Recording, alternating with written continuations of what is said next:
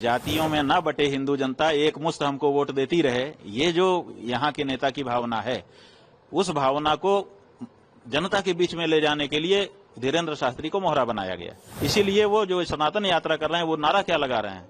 नारा लगा रहे हैं, जात पात की करो विदाई और हिंदू हिंदू भाई भाई। राजनीतिक शक्ति के एजेंट के रूप में वो काम कर रहे हैं। ये जो सनातनी कह करके आए हैं, असल में ये राजनीति का एजेंडा जनता के बीच में इम्प्लीमेंट करने के लिए उतारे गए हैं।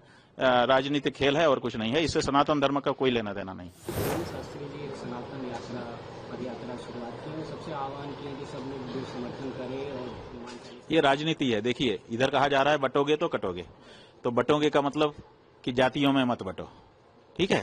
तो जातियों में ना बटे हिंदू जनता, एक मुश्त हमको वोट देती रहे, ये जो यहाँ के नेता की भावना है, उस भावना को जनता के बीच में ले जाने के लिए धीरेन्द्र शास्त्री को मोहरा बनाया गया।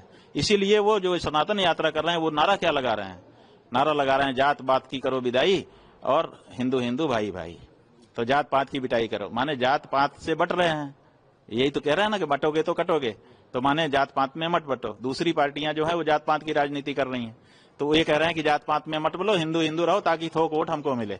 जात पात में जब बट जाते हो तो कुछ हिंदुओं का वोट हमको मिलता है, कुछ हिंदुओं का वोट उस पार्टी को मिल जाता है। तो ये जो नारा है, ये कह रहा है कि आप जो है जात पात में मत बटो, थोक हिंदू वोट हमारी तरफ आने दो।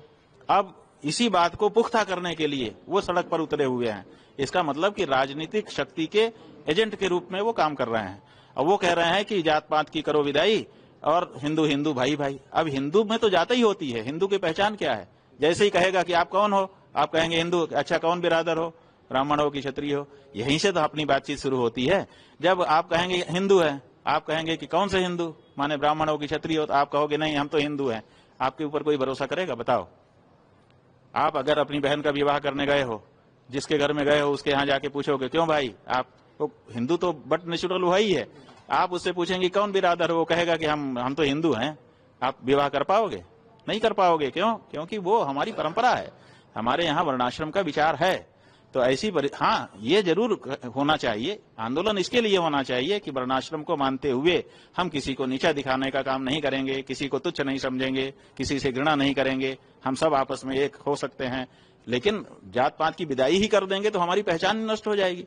जब हमारी पहचान नष्ट हो जाएगी तो हम कैसे सनातनी रहेंगे?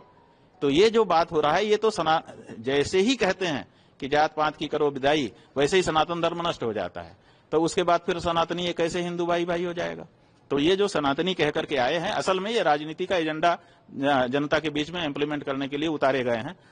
राजनीतिक खेल है और कुछ नहीं है। इससे सनातन धर्म का कोई लेना देना नहीं। और इसीलिए पुरी के शंकराचार्य जी महाराज ने कहा है कि इसके हाथ का पानी तक नहीं पीऊंगा।